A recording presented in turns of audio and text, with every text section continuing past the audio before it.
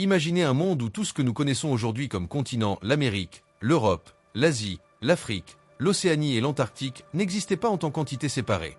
À la place, la Terre était dominée par une seule immense masse terrestre, entourée par un vaste océan. Ce n'est pas un scénario fantastique, mais la réalité d'il y a des centaines de millions d'années. Voici l'histoire des supercontinents, les géants oubliés qui ont façonné la planète que nous connaissons. Il y a plus de 1000 millions d'années, la Terre était en constante évolution.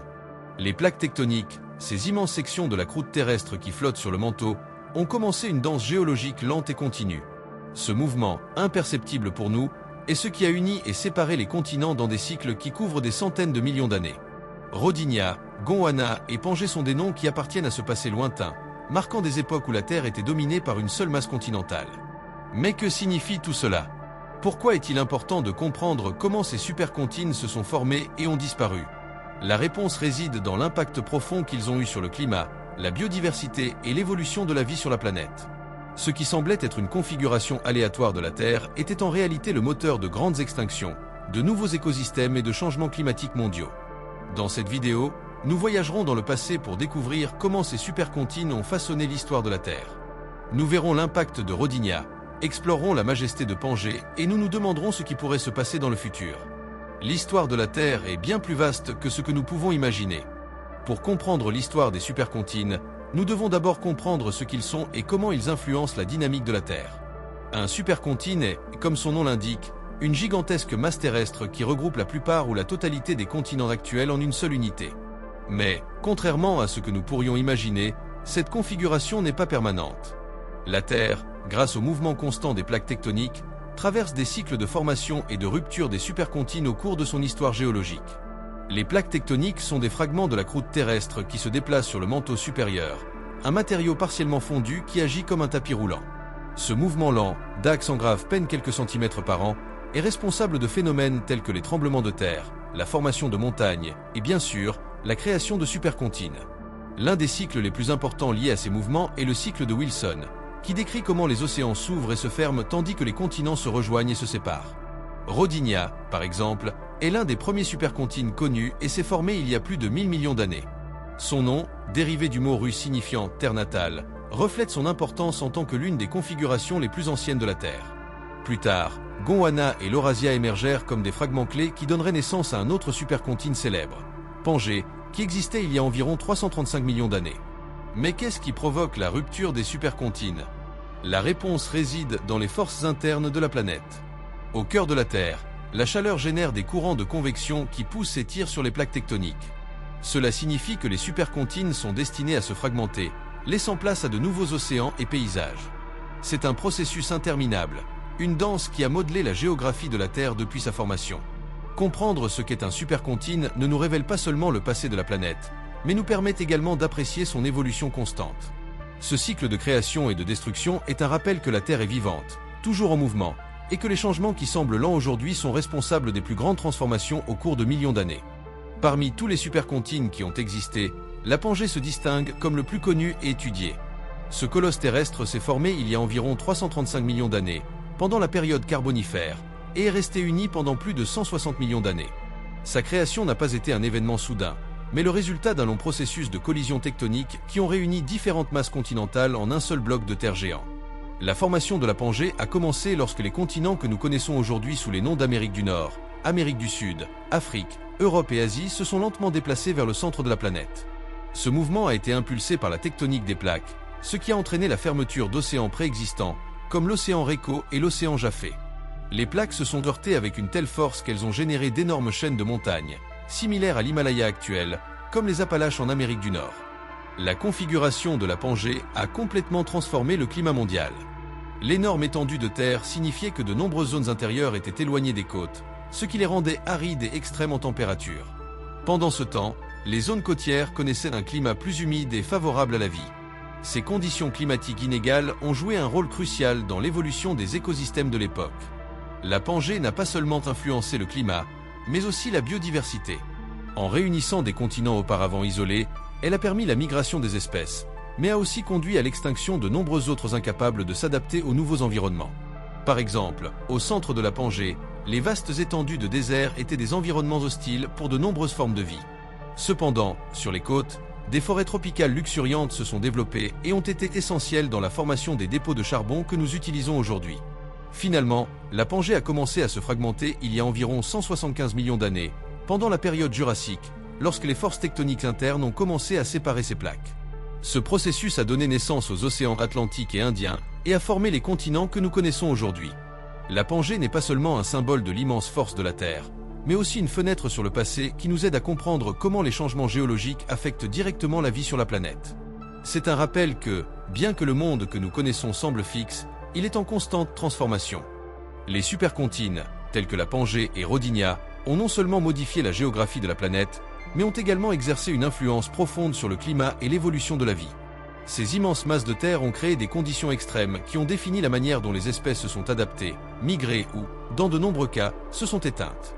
Dans cette section, nous explorons comment ces configurations uniques ont affecté à la fois la biodiversité et les schémas climatiques de la Terre.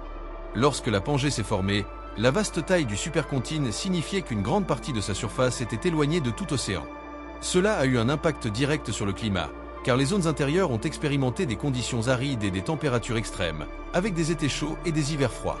Les océans, qui agissent comme des régulateurs climatiques, étaient trop éloignés pour atténuer ces fluctuations. En conséquence, le cœur de la Pangée est devenu un immense désert, où la vie était rare. En revanche, les régions côtières offraient un contraste. Ici, le climat était plus humide et stable, ce qui permettait le développement de forêts tropicales denses. Ces écosystèmes étaient essentiels à la vie de l'époque, abritant une riche biodiversité comprenant des plantes primitives et les premiers reptiles.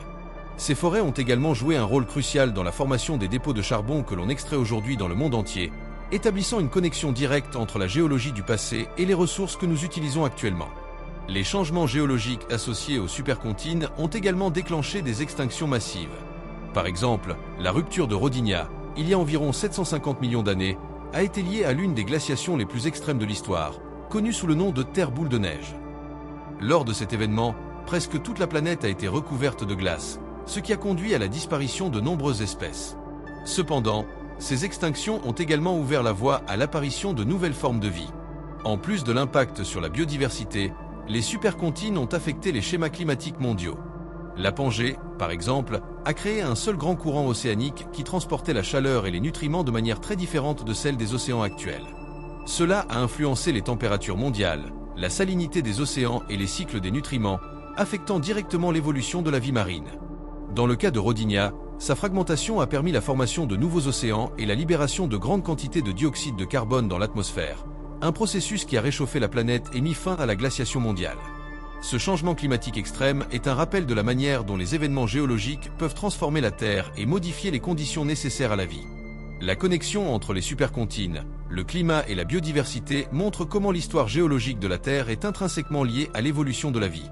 Chaque changement tectonique a laissé une marque indélébile sur la planète, influençant non seulement sa surface, mais aussi les conditions qui ont rendu possible la vie telle que nous la connaissons. Bien avant que la Pangée ne domine le paysage terrestre, il y eut un autre supercontinent qui marqua une ère fondamentale dans l'histoire de la Terre, Rodinia.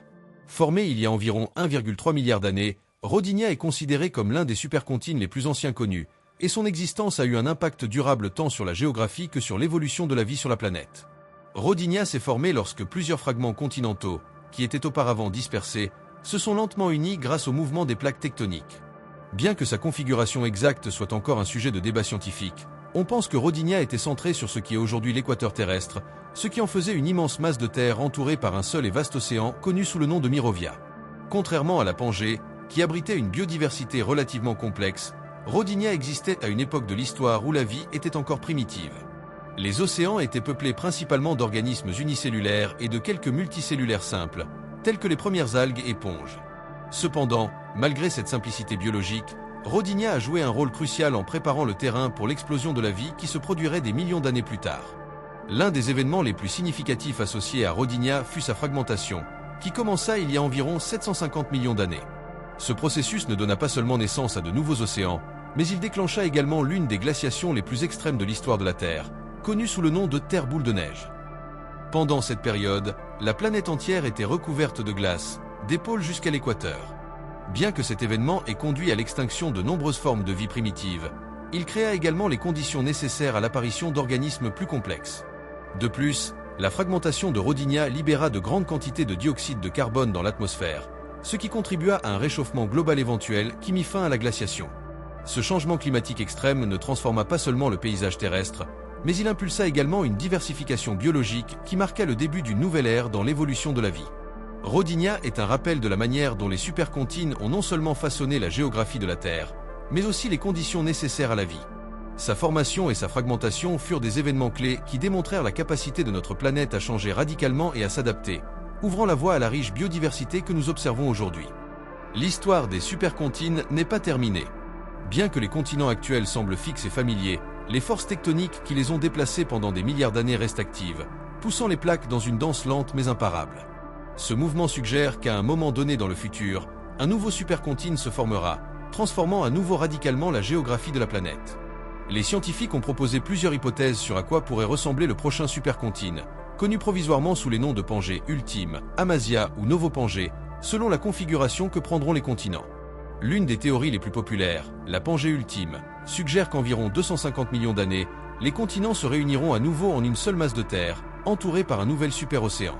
La formation d'un nouveau supercontinent aura des implications profondes pour le climat et la biodiversité. Comme cela s'est produit avec la Pangée, la concentration des masses terrestres pourrait générer de vastes déserts à l'intérieur des continents, tandis que les côtes, riches en ressources, deviendraient des points clés pour la vie. Ce changement géographique affecterait les schémas des courants océaniques et des vents, altérant le climat mondial de manière que nous ne pouvons pas encore prévoir complètement. De plus, un nouveau supercontinent pourrait déclencher des changements dans l'évolution des espèces. La migration entre des continents aujourd'hui séparés permettrait l'interaction des écosystèmes, créant de nouvelles opportunités d'adaptation et de diversification. Cependant, cela représenterait également un défi pour de nombreuses espèces incapables de supporter les changements extrêmes de l'environnement. Bien que l'avenir des continents soit incertain, ce que nous savons, c'est que le cycle de formation et de fragmentation des supercontinents se poursuivra. Les forces tectoniques qui conduisent ce processus sont aussi fondamentales pour la Terre que l'eau ou l'oxygène, et leur impact sera aussi grand dans le futur qu'il ne l'a été dans le passé. Penser au prochain supercontinent n'est pas seulement une spéculation scientifique, mais aussi une façon de réfléchir à l'immense échelle du temps géologique et à la manière dont la planète est en constante évolution.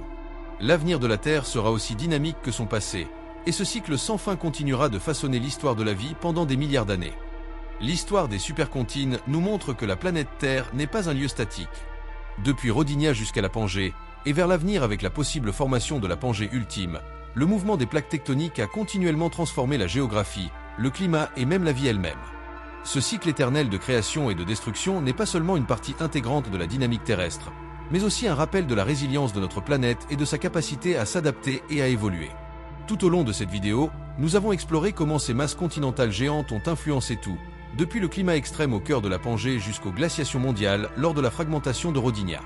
Nous avons vu comment ces changements géologiques ont façonné la biodiversité et ont donné forme aux paysages que nous connaissons aujourd'hui. Et bien que ces processus semblent trop lents pour être perçus au cours d'une seule vie, leur impact sur l'histoire de la Terre est indiscutable. Regarder vers l'avenir et contempler la formation d'un nouveau supercontinent nous invite à réfléchir à notre place dans ce vaste système dynamique. À mesure que les continents se déplacent, notre civilisation n'est qu'un instant fugace dans un cycle qui dure depuis des milliards d'années. Cependant, comprendre ces processus nous connecte au passé et nous prépare à affronter un avenir où le changement est la seule constante. Alors, la prochaine fois que vous regarderez une carte du monde, rappelez-vous que ce que vous voyez n'est pas permanent. Ce n'est qu'une image dans le film sans fin de l'histoire de la Terre, une histoire qui continue de s'écrire sous nos pieds.